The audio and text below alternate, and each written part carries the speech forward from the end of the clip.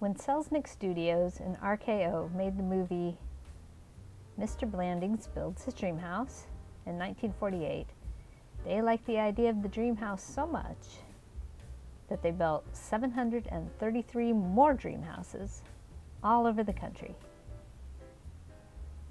But their promotional stunts were usually as big a production as their films themselves. For 1939's Gone with the Wind, they held nationwide casting calls for Scarlett, even though Vivien Leigh already had the part. And for the premiere of The Prisoner of Zenda in 1937, they flew the residents of Zenda, Ontario, to the Hollywood premiere. And for the Dreamhouse promotion, Selznick and RKO contracted with local builders and furniture companies, as well as larger corporations like General Electric, to create these houses, and then they raffled them off.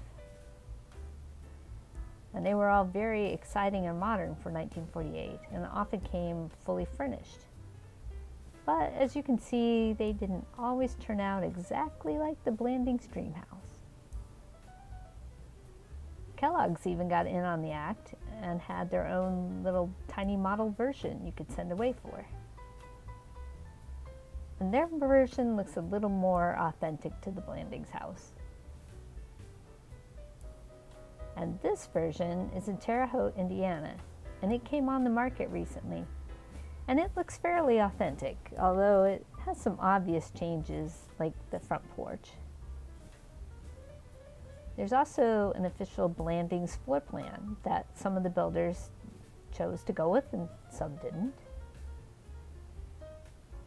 There are a few changes in this version, not as many as the one-story brick house versions, but anyway. The stair hall here is open to the living room on the right and the den on the left. And here's the pretty living room. And in the movie version, it looked like this. So today, that might look something like this.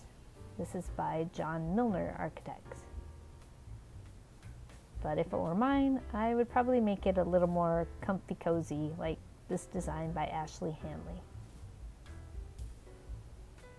And the dining room and kitchen are at the back of the house, accessible as you can see from the living room, which is similar to the floor plan. Here is the nice sunny dining room. I can't get over how good those floors look. And here's the kitchen. And what's neat about the kitchen is it has the same layout as the spiffy new General Electric Dreamhouse kitchen, right down to the divider by the breakfast nook, which is now a convenient desk area. So this is what I would call the extended play version of what the rooms look like in the movie. And I found it when I was thinking about this room and how it might look furnished. It's the den at the front of the house. Then I found this old Bigelow carpet ad that did the trick pretty well. And I chose Bigelow for a reason you'll see in a moment, but I think the colors of this coordinate well with the green living room and with the, wait for it, original rose patterned carpet upstairs, which was sponsored by Bigelow Carpets. So I had fun imagining how you would furnish a bedroom to work with that bossy carpet, and I came up with this. Comparing it with this design by Jenkins Interiors. And I'm sorry, it's only a partial image. I got it from Instagram. But I also found this version. While I was photoshopping it, I wanted to see how it looked with the carpet from that angle. And again, it carries the green color scheme from the living room and the rose carpet from the den. And the best part is it even has a quilted satin bedspread, just like the Blandings. So the rose carpet continues into the vanity area to the bathroom, which looks like it's also mostly original and in very good shape. The house has 4 bedrooms, and only 3 of them are pictured in the listing unless they're counting the den. And it has 2.5 bathrooms, one of them being in the den, and it has 3,520 square feet. The basement is where things get really exciting though, because it's steel framed. And according to the listing, steel framing was a unique architectural innovation featured in several of the replica homes.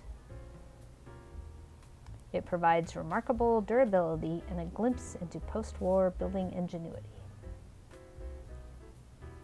All I can say is, like the rest of the house, the basement seems to have been very well maintained for 77 years.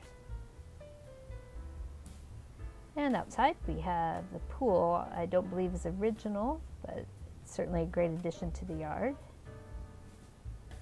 And I wonder if the vintage telephone booth comes with the property. So the movie set, usually it's just a set, but in this case it was built as a real house, and it's still there in Malibu Creek State Park.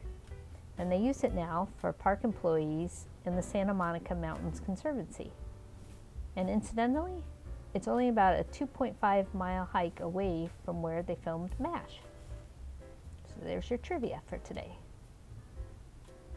And meanwhile, author Eric Hodgins' house, he's the one who wrote the book Mr. Blandings Builds His Dream House.